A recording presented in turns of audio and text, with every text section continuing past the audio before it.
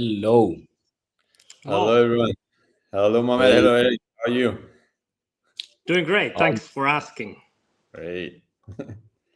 yeah, so excited for today's topic. Thank you, Eric, for accepting our invite to share your thoughts and experience in the AI area, especially in the governance area. But let me give a quick introduction about yourself as well, and for our audience to know more about our lovely guest tonight or today. We have Eric Heijari in Finland. We say it Heijari, as Eric told me, a seasoned executive with over 20 years of experience in entrepreneurship, business strategy, and AI. And currently, Eric is the COO, Chief Operating Officer, at a company called Sofigate, based in Finland. And today, Eric will share with us some details about how companies and businesses could implement the AI and consider the governance to implement the AI properly when we talk about how we use our data, our privacy, and our overall governance. Thank you, Eric, and would like to share more details about yourself with our audience. Yeah, absolutely. So you covered most of it, but I have a long history in, let's say, entrepreneurship. I have a history in consulting. I have been living in North America for 6 years in Chicago, New York, and Dallas areas, and been working with big American companies there as a project manager and different other kinds of duties, PMO related and stuff. So after that, I came back to Finland, and now I'm working for this. I would say we are at the moment growing rapidly at Sofigate, and of course with AI also. We are located in Sweden, Norway, Finland, and some other Northern European countries, and we are expanding quickly. So that's in short my story. Interesting. That's amazing. I'm very excited today, me and Damien, for having this as our first episode for the season two of the Go Big series at Cogya, focusing on the AI area.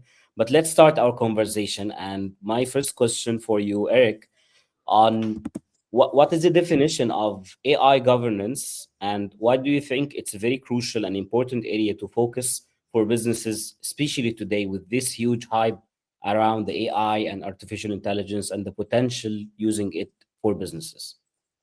You know, Mohammed, you nailed it. It is about the hype. Mhm. AI cannot be only hype.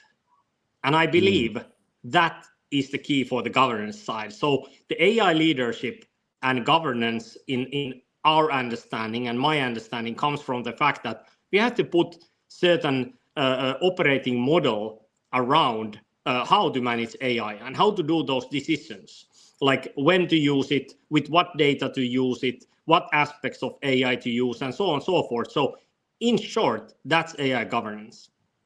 Mhm. Interesting. Actually, that's very close to what we try to discuss with some clients and even some friends. AI definitely can add value, but we need to consider what are the fuel of this AI thing, which is data, and how we can use data, and even how to can secure our data when we use AI, whether it's an external API connected with any kind of API models, or we might think of implementing something or some models in house. That's great. Yeah, and you're right. You're right, Eric. It's just not a buzzword anymore. It's used. The thing is, it's used everywhere, but we have has professionals and also to tell like what exactly it is. But it's not a buzzword. It's in our daily life. We all have to use it. It's the next transformative. We're in the next revolution. Everybody almost says it, and it's not. AI will be in everything. It will be industry agnostic. It will be in some different kind of positions that will be enabled to use, or it will be the whole organization. I think you have the challenge as you're saying, the AI governance and all. Tell us, if there's a difference for you in the AI leadership, AI governance, is there a difference in when you talk about that? Sorry, can you repeat the question? I think you were breaking a little bit, at least my Yeah, end. yeah. I think The last one, yes, I was. Is it? we're back, I think. Yeah. Yeah, The go connection. ahead. Yeah. We No, I can was hear you now. saying, yeah, I was saying, like, I was finishing by saying, like, AI governance, AI leadership for you, is it different? Is it to handle differently on your side? Like, what's your definition on versus the leadership, AI leadership inside an organization? You know, I believe it's kind of connected very strongly. So AI leadership to me is a kind of something that the whole company needs to take a grasp on, and that's the core of the AI, that you lead your company to new directions. In many cases, in the companies we are working with, even the CEO themselves have this in their agenda. So that's real leadership, that it comes from the top management in these companies. And then when it comes to the governance level, that's not anymore the CEO doing that. That is the people, in the organization's structure doing that. So what I'm kind of like in the governance side, we are putting like meat to the bones here. That means, for example, we are putting together an AI steering committee. We are putting together teams like privacy, risk, and compliance team. We are putting together our data governance team, which have their own kind of like things what they do in this data governance model.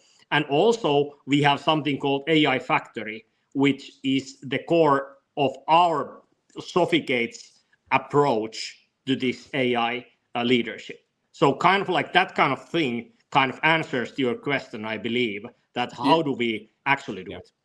Yeah, totally. I like when you said, like, the CEO, like, it's going to the top level. He's taking the decision, and also he cannot lead. And then where the AI will be implemented, but the leadership has to be taken by the CEO. We're going to implement AI. We're facing like, our data has to be secured. You have to implement that way, and then the governments start. And how do you because on the governments, like, there's also this cultural and also regional difference on AI and strategy. So when you spread, like, where the company is across, is global, how do you handle that, like, this cultural difference and also regional differences? You know, that's actually a great question, and many companies struggle with that fact at the moment, because certain countries have different limitations at the moment how to handle data. It basically all comes down to data. It comes down to privacy, risk, and compliance factors. It comes sometimes down to European Commission setting certain kind of like regulations. So there's many things, and that's why part of our AI governance team is this kind of compliance team, which makes sure that wherever that AI is planned to be used, and when I'm saying AI, I mean any application that we decide to suggest to this AI governance organization, that, hey, please check, can we use this kind of new way to use AI in this data in this tool and so on and so forth. Then the compliance team checks, is it possible and feasible, and how other countries are affected. So did I answer your question? Yeah, and I wanted, like, to, I know, like, if we focus, like, for example, in Europe, did you see, like, difference culturally, differences, like, even inside Europe, inside the different countries? Did you see, like, different behaviors or way to adopt it? Even Yes, we see, and basically that comes to the AI adoption, and that's a different conversation to some extent. Like, is the adoption happening on the end user level, like on the ground level? Is it happening on the top management? The top management is seeing it as a strategic initiative that they need to go in there, but that varies when you check which country is in question. So I don't know the answer to this question regarding each European country and so on, but I can tell that there are differences. There are cultural differences. One being the language. If AI cannot handle properly, like, for example, in some cases, let's say in the past, Microsoft products couldn't yet speak Finnish so well. That, of course, kind of stopped them from moving forward with that kind of like AI side in public sector in Finland, for example, back in the day. Maybe now it's getting better and so on and so forth, but those kind of questions are important. Also, many big platforms which we are operating with SAP, we are operating with Microsoft, also we are operating with Salesforce and ServiceNow in our company. Those platforms also have different kinds of releases or the languages, for example, and that definitely causes work for us, that we have to think which country unit is ready for this kind of implementation, whichever it is. Yeah. Okay. And okay, I see. Thanks, Eerik. Yeah. Thanks a lot. Yeah. Yeah, interesting. That takes me to the next point, because always we were asked this question for most of the clients. If they started to use the AI or have some transformation directions or plans for using AI, how do you think the ROI or the outcomes? This is the main question we get from most of the client. My question here for you, Eerik, in this one, how does implementing a robust AI governance or leadership framework or strategy improve the business returns and ROIs or outcomes? You know what, Mohammed? It's a difference like a day and a night. If you're just talking about something, you're not really doing it. That's a phenomenon around the world. You have to really start doing it. And therefore, because AI is such a beast to some companies, you have to tame it by using AI governance, because that's the structured way how you think and how you chop down different aspects of certain, for example, with the data. First, you think, can this data be utilized with some kind of AI? Can it be utilized with an agent? Which is even more difficult question, because then the agent would actually fiddle with the data, and that causes a lot of open questions with a lot of customers. So those kind of questions needs to be answered first. But when you start chopping down, when you start building that house based on the AI governance, you will get answers: compliance, risks, data governance, effectiveness, ROI. You will get your business case, which probably will make you that kind of leap in productivity that you will leave other companies standing in the dust if you do it correctly.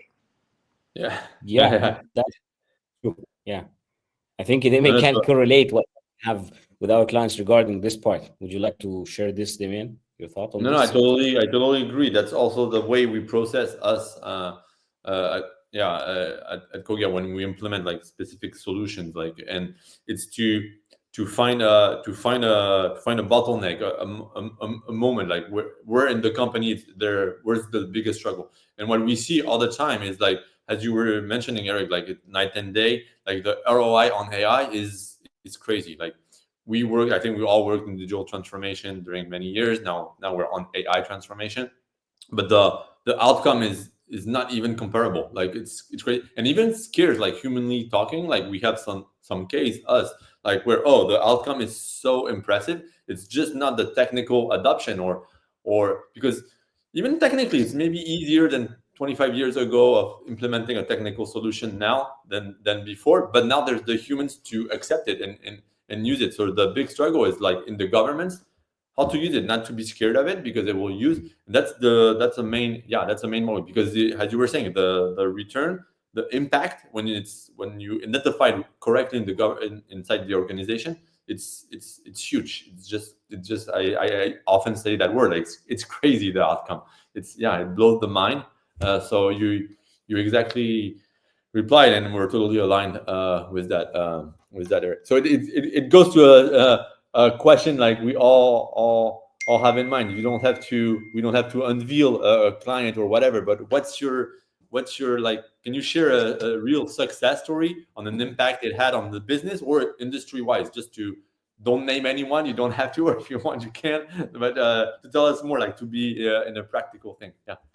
Well, I have to be a little bit like careful with this one, but because there's such a huge competitive edge what these customers have when they take this leap of faith, and they don't want that kind of advantage to be kind of like reached by others necessarily. So I don't mention the names, but I can tell you that there's few examples where first there was a resistance and the customer was clearly saying no data ever will be going to AI cloud from this company, never ever ever, or something like that along those lines. And now today they are getting huge advantages by utilizing the Gen AI here at the moment. And um, there's like huge database what they have been utilizing and driving into their cloud of AI. And now all the people who are working for this huge company are getting their daily directions easily searched for them from AI tool or bot. So in a way, like that's already super helpful, and that's only one example. Then there's another example where one company took this data governance model because they only had like a top management talking about higher level things, and they didn't really know how to kind of roll it out to the organization to take it into use. And then when they brought this governance team, our AI factory team in, they really started to see the benefits because we are showing them the business case. You know, you're making money, you're making the leap in productivity with this thing. And then that made the company management interested. And in many cases, we have to remember that that's not like people easily kind of confuse that you're using like a language model as in, you know, Copilot or Chat GPT, but the leap could also be in your platforms. Those platforms could already have huge capabilities. Think about the data that you gather from your company. Sometimes people say that data is king, right? And in a way, if you use your data correctly with AI, you can get like that kind of like amazing results from other places from your company in those processes, but normally don't kind of even touch each other in a way that now you can make decision based on what happens in HR, in finance, in sales, and you combine all that together in a data set, and then you get like something that you have never gotten before. And I cannot go into details, but I can tell that these kind of things are really game changers. Interesting. Yeah. Yeah. Right. I think the key here is to show the customer some benefits, to let them feel the outcome, how it will look like, how it will affect their business, to get more confidence or the next steps. And I think this is one of the very interesting things about the AI, and I like it so much because it is very helpful. Even the AI helps the AI providers to show the value very fast compared to the traditional digital transformation. It was not that easy to provide the value for the customer, but the AI is helping to even accelerate to show the value for the customers. Yeah, you're right. Interesting. Even like even now, like not simple, but there can be like amazing. Like we were talking about the data. The data, you're right, Eric. For it's the black gold, let's say, of our age. It's on the digital transformation side before, like you had to do a parsing very thoroughly on the data and all that. It took like sometimes like with big data sets. Sometimes this was manual to be able to implement a digital AI digital transformation. Now this work has been kind of reduced because the AI can understand the data more easily. It can be like a little bit less structured, and we can really focus on the business outcome and less on the technical work. So I think that's also an interesting point like to raise. And yeah, it's give us all your data, and we gain some time in the implementation. That's where, and we're very focused on, you're right, on the outcome, the business outcome. So we're more yeah, we could call it business transformation. Yeah, basically, because we're very focused. Of course there's a technical part, but you're right, there's also all this business focus aspect, and we can like be quicker on the technical part. Yeah. Yeah. I would like just to, before moving to the next point, to remind our lovely audience, you can share your questions in the comments of the live, And at the end of the conversation with Eric, we can go through the questions. Okay, so let's move to the next one, which is very important for businesses as well to understand what are the challenges or the obstacles they might face when they try to implement the AI governance framework, and how do you think they can overcome this kind of challenge?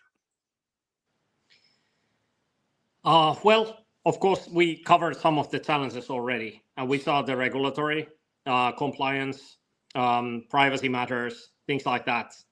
Mhm. But those are things which, at the moment, are portrayed as like a showstoppers, or we're hitting against the wall. But if we can find a way how to make that work, it's worth our time. So I would say those things are biggest challenges. Naturally, there are also like I would say the adaptation. Not Mm. everybody is ready, or we need to have time to um, kind of have the mindset correct. But as in I heard somewhere that people are afraid that they lose their jobs, and you touched that subject in your last podcast, I remember. And I would say if you are afraid that you will lose your job to the AI, you should study something a little bit more. Because the thing is that nobody wants to be in a position where they can just deliver the thing what the AI is delivering. People can Mhm. always add value. Think about it, like, for example, the AI agents in the future. Somebody has to train them. You can be Yeah. a trainer of AI. You don't need to be like a person who is just moving a number from Excel sheet, like forward. You can kind of use AI yourself, and Mm. that's what I think, that like the resistance will be broken when people really understand that it's not going to take our jobs. It's going to make us No. multiple times more efficient. Yeah. Yeah. Little bit like they say that new computers are going to be not only faster when it comes to quantum computing, but they say it's so much faster that we cannot calculate how much faster, infinitely faster. Mm. So that's a big number, right? Yeah. Yeah. Yeah. Yeah. Yeah, Interesting. you're right. That's Oh yeah. my. Go ahead, No, no, Eric. go. Okay. Yeah, I just was that's exactly what we even faced with many clients, the resistance of their team. Even the CEO, the upper management or the C-level management are excited to use the AI and already have some plans and even started to implement such transformation direction. But the middle layer or even the lower layer of the team is resisting 100% to accept this kind of change. And even some clients, after they spend however whatever the number is, what kind of investment from $1 to even $1 million, it's very very bad and very disappointing if the company have this investment to get something that really will help you to be more productive and more efficient, and you don't accept it just because you're afraid that this thing or this technology will take over your place. And that's why what part of our framework in implementing the AI, the first thing and the first step is to educate the team that the AI is an ally, not a competitor or not someone is getting to get us out of the work life. That's very crucial, as you said. Yeah, and where I agree is that also like yeah, that's the main pain point right now. Like the human adoption we talked about, it's just like not be scared because there's new jobs that will be created. I don't have the data in mind, but in the next years, that just job that we don't even think about that will be enabled by AI, where humans will have to do. And also, if we take it like if you're in your work, if this brings like this efficiency for the company, you can focus on other things and bring you as a human other values that can bring like even more business, or you can work on a different area or think further. So it's a way, I think, to just open the mind.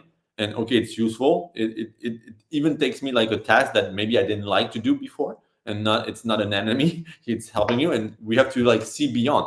How can now of course it's a change. It's like you're getting outside of your comfort zone, and we know that us as humans, we don't like too much, getting outside of our comfort zone. But once you're out, you have to see all the potential of it and how it will like help you, and you have to think outside the box, or on your own job, like what will be the future of my own job with AI. That's kind of the questions to start to ask, and not be afraid, and not, because it's here. We don't have time to be afraid of it anymore. It's here. We're willing. So yeah. And Eric, what's the like? There's a one big thing that there's the regulations around AI, or like the security. Some companies are really have to be very careful about the data, the breach, where does it goes, and this thing. How do you balance this with like the scalability of inside your corporation to scale the AI transformation? Yeah, and just to be accurate, we don't necessarily do it. I mean, of course, we use AI ourselves, but you probably meant like with our customers. So there's a lot of questions around the regulatory things. Like there's the EU safe harbor regulations. There's UK. And after they left the union, I mean, there's all kinds of complications. Naturally, we have, Ukraine. We have different things, and then there's, of course, there's China, which is its own story also. So there's many steps and many different regulatory hurdles what we have to consider, and therefore, we have the team to kind of focus on these matters and make things happen. And naturally, not all countries can be, always kind of. We cannot maybe use the data from those countries, or because of the regulations. But we'll figure out the way, and maybe those countries eventually will join. I mean, it's also the same thing in any kind of technological adaptation. Like there has been even in e-invoicing, for example, there's many countries who still demanded like a physical stamp on the paper, so it was an official invoice. And that was even I don't know, 10 years ago, maybe today, I don't know which country, maybe some still do. So it's going to be same with AI. There's going to be regulatory limitations. Also now when DeepSeek is launched, and there's going to be a question: is it safe enough?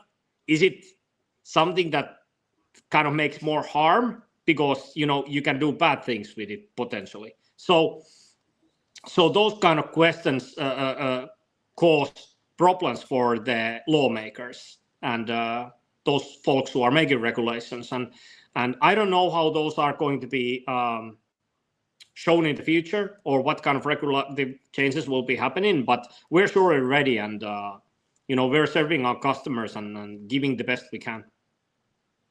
Yeah, and I think that all these regulations for each country, the laws, this will it's not fixed. It's we're in the middle of an evolving place, and we don't have all the answers. Even the countries, like the government, they don't have all the answers about that. It's really tricky. So us as professionals, we have to be aware, like benchmark,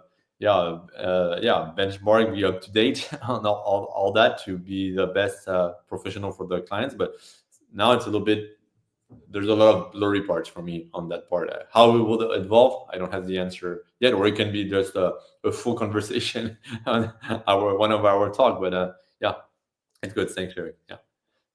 Yeah, I think this get one of the main things that most of the time we convince business managers, or business leaders, or C-level layers in companies, that AI can accelerate the decision-making process for them, either through the data analysis, either through even have like an AI brain thinking with them in any kind of challenges businesses is facing, with infinite scenarios that might happen based on some decisions. How do you think this AI governments in influencing the decision-making process across various business sectors? I know the process could be different from like manufacturing to other kind of service type or industries. But how do you think the AI governance can influence the process of decision making? Hugely. Clear. And the reason for that is that the leaders who had to trust in the past only to architects, engineers, and other very intelligent people, they can now do some of the design themselves. And we have a concept for that too called Business Design Studio, which is actually something that we together with our company and the leaders and kind of decision makers from corporations, we are sitting together in their leadership kind of like a it depends what we would design, and we teach them to design by themselves.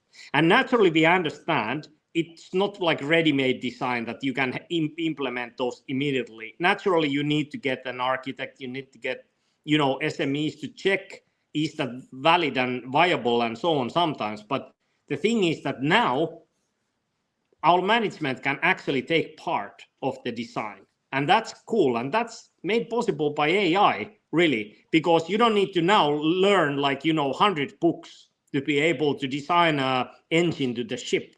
You can actually kind of get that kind of momentum by just using AI and utilizing AI in your design work.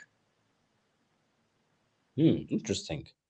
Yeah, interesting. That's very adding value. I think this correlates to some of the even this was some it was a personal project I was aiming to work on, but it was lacking some details on how to tailor. It was an assessment I need to build for specific career, and it was like having a lot of details, what kind of questions we need to add, how to measure these kind of things, how to have the scoring to measure the skills, like understand personality of that person based on this specific career. But honestly, by using the AI, I did it.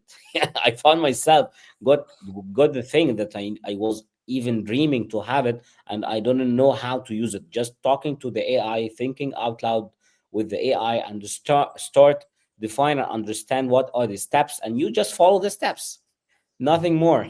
You'll find yourself that you got your goal done.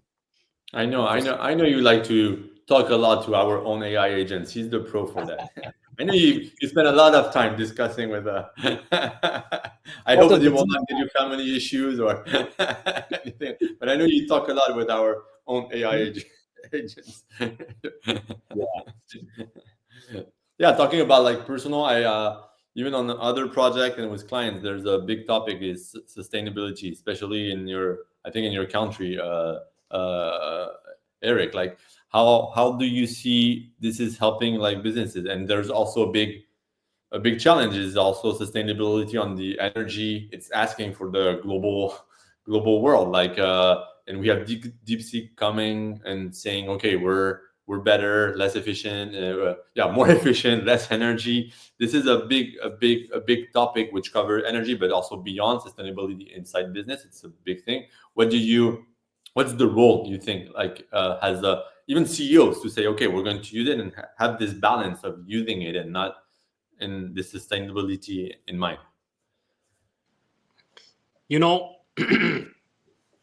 our model also ensures that we are doing like sustainable development, and AI can be a huge help in that.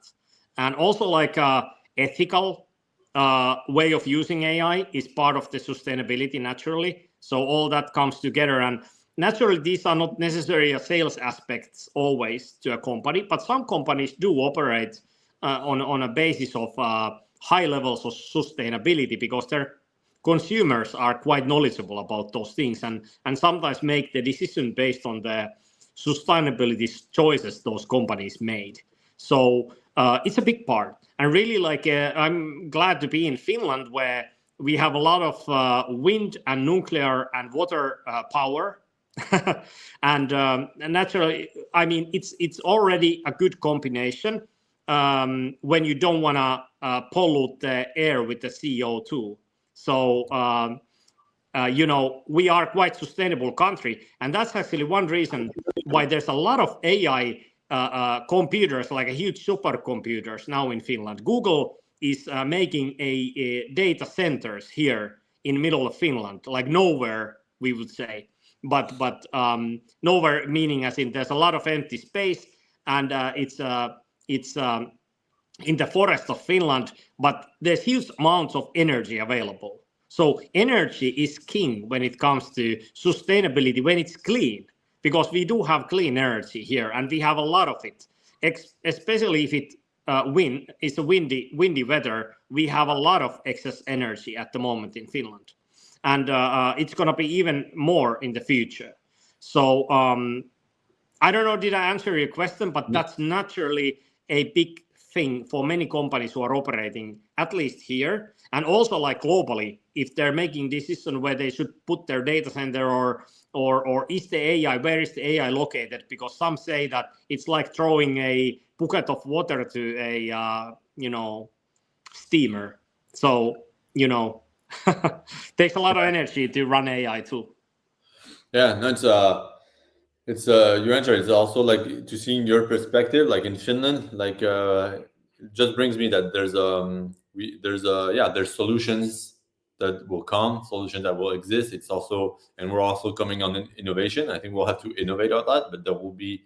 Yeah, I'm always a little bit optimistic. There was always solutions, and it's the human that has to find it, not the AI. We have to innovate on that part and find the good solutions. Yeah. Yeah. That's totally clear for me. I think there's another challenge that many people are thinking about, which is the ethical part of using AI, because that's the main differentiator between using an AI versus us as human. The ethical part of life, the ethical decisions that we might take, or even if it's a very calculated decision, but due to some ethical aspects of whatever decision we're taking, we might not take that decision. How do you think should company approach ethical consideration within their governance frameworks when we are talking about implementing AI? It's a good question, and the ethical part is it's a big thing today. Naturally, question comes from, for example, DeepSeek is one good example. Is it ethical to use it at all? That's a good question. Then another is like ethicality or ethical. It's debatable what it is also a little bit. Like some people see it differently. Some companies see it differently, and it could be also like where are you located globally? That also kind of like makes difference. Is it like ethical to like it's Yeah, it's very it's subjective. I know it's not the same case when we measure ethical things in different parts of the world. Even within the Yeah. same country, you might have some changes in the mindset of defining something ethical or unethical from the northern part of your country or even the northern part of your city.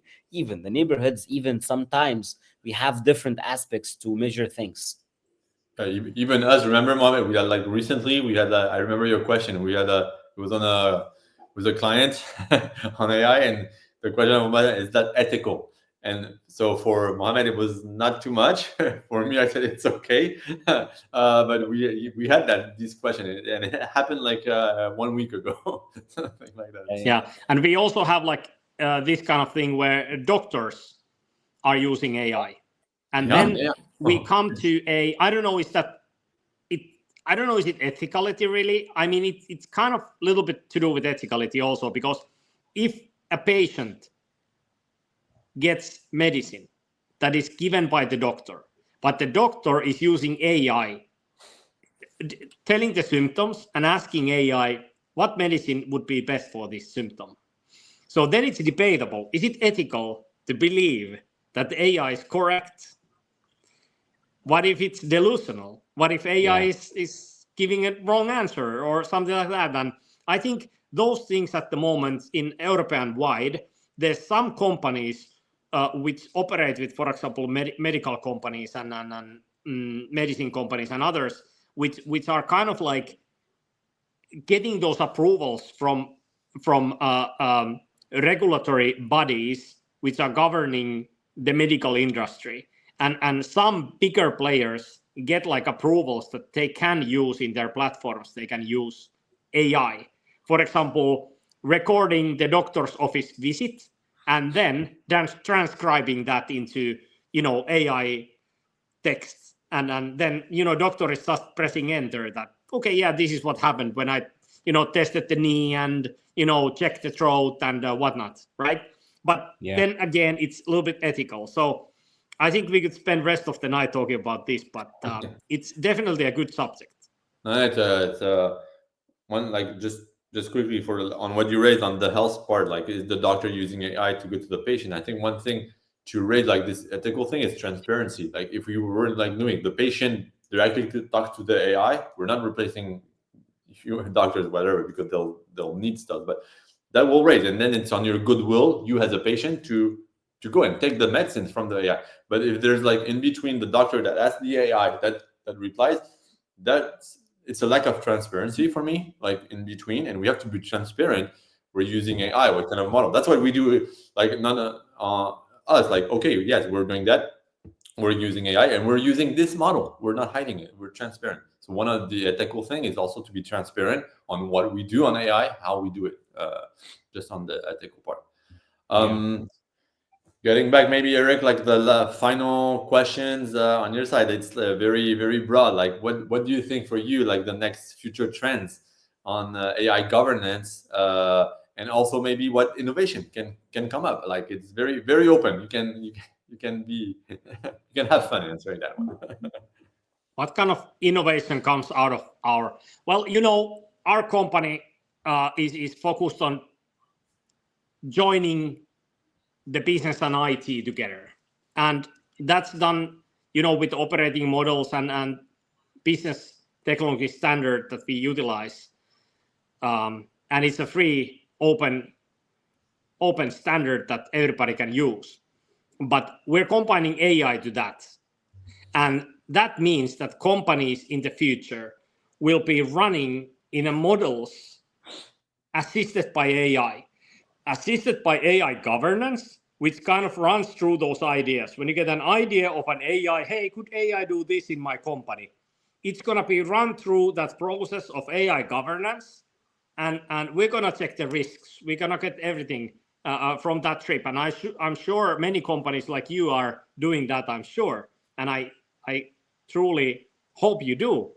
And from that, there's going to be a lot of amazing things. For example, when the agents are being utilized properly with the AI, we can see a company-wide data inventions what nobody has seen before. Like, we can make decisions based on data that is totally humanly impossible to do by a human, but the agents can do it in seconds.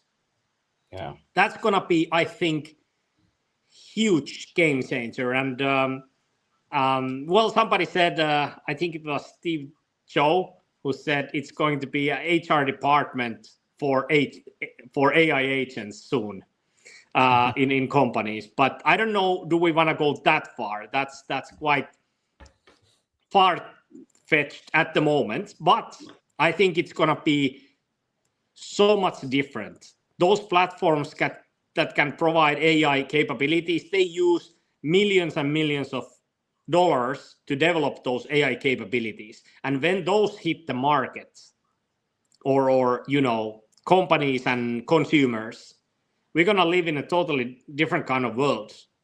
We're gonna, you actually will have like an Iron Man. You will have an assistant who is going to be help you to do whatever you're doing, and it's gonna be amazing, really. Yeah. That's what I think. No, we see it. we see it The coming. yeah, we see it coming. That's why we're here. We're in it. Interesting.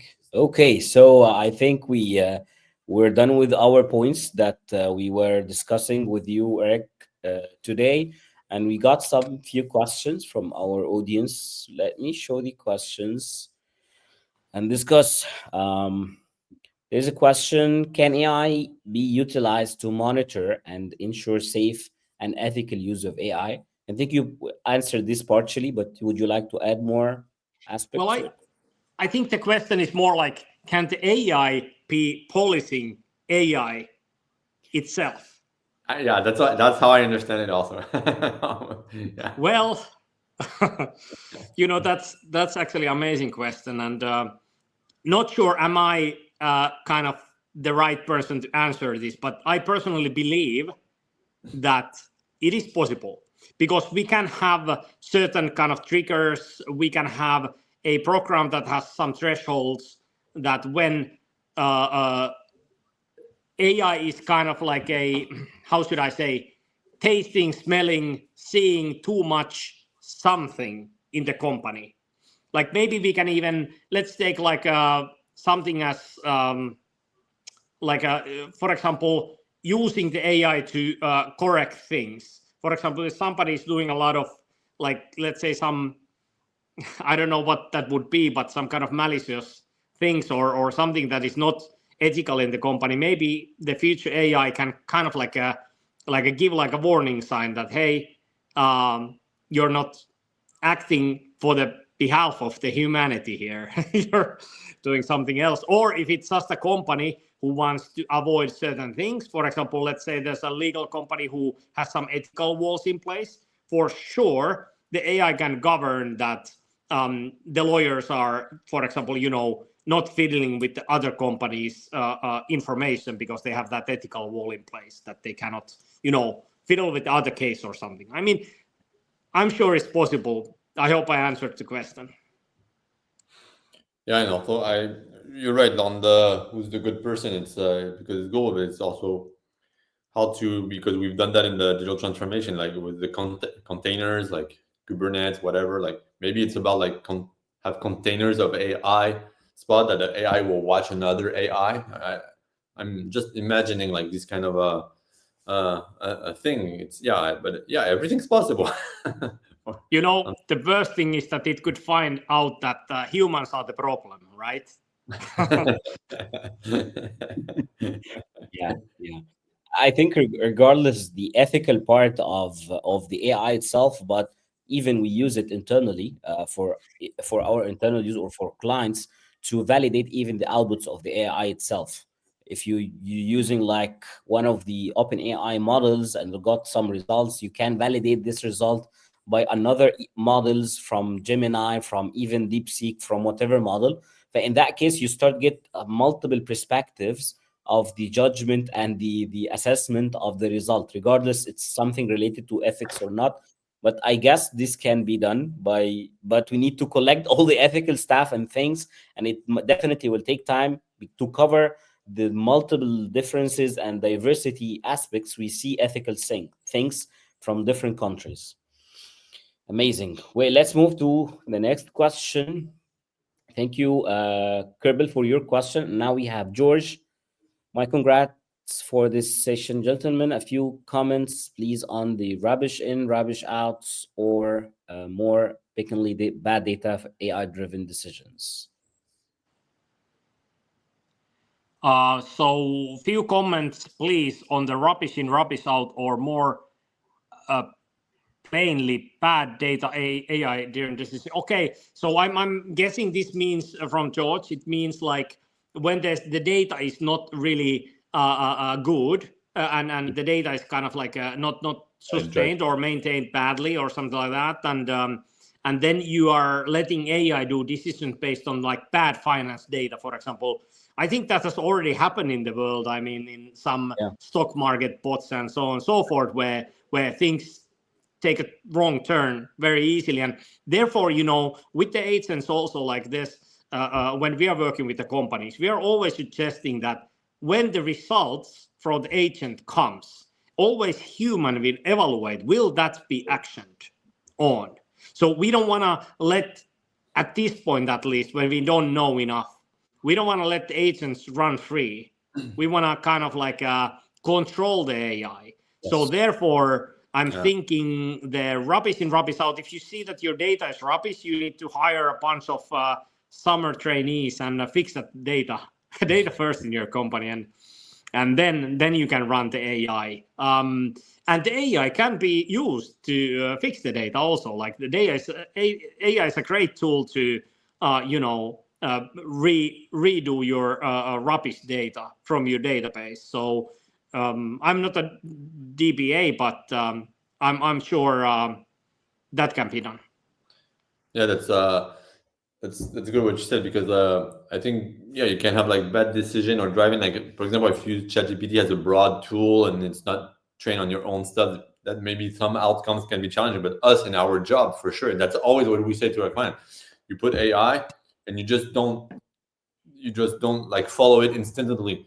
We have to train them, and that's why each time that we implement a solution to a client, there's a part. Okay, you're going to use it during, I don't know, 1 month, 2 months, or whatever, 3 months, to use it to see the behavior of the AI, and then just not close your eyes and say, okay, he told me this on that, I'll do that and take my business decision on that. No, we always have this period where, since it's trained on their own data, to use it, to train it, to improve it until it's more accurate, like not 100%, but at least to get close to 100. But at the beginning, it's not. So we cannot, that's how we try to avoid these bad driving decisions when we implement, as you, Eerik, also in the company. So that's, we have the same approach that you raised. Yeah.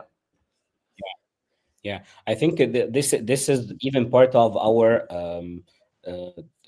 knowledge sharing for our clients. Whenever we decide to use the AI, we need to consider a subject matter expert from the company itself to judge the AI, to train the AI, and this could correlate on the data cleaning part. If you don't have clean enough data, that's a very important task to avoid the garbage out if you did the garbage in step. And on the other side, the healthcare as well. If even some doctors can use the AI, but at the end they validate the result of the AI. They just not get the out of the AI with the output and just share it with the patient. They need to validate. They need to add their human touch on it, and even to explain it for the patient. The AI sometimes give you unlimited or multiple scenarios of your whatever thing you're having pain at, but the doctors should explain to the patients, or the experts in any case should be the first line to defend having a garbage out from any AI.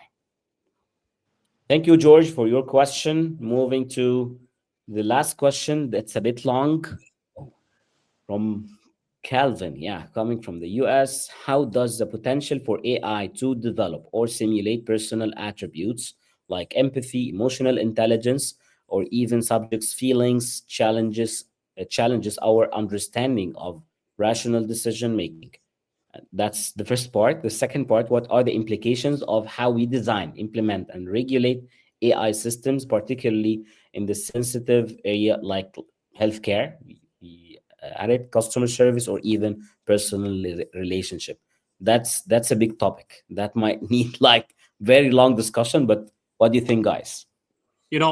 I know Calvin. He's a colleague of mine, and he's a great Okay, so that's just for you, amazing individual from Chicago. Actually, hi, Calvin. So the thing is, we don't know yet how AI will be handling these kind of personal attributes for real, because there's AI is having so much delusion and so on and so forth. Like in some cases, we maybe should not yet rely on AI on that side, in my understanding.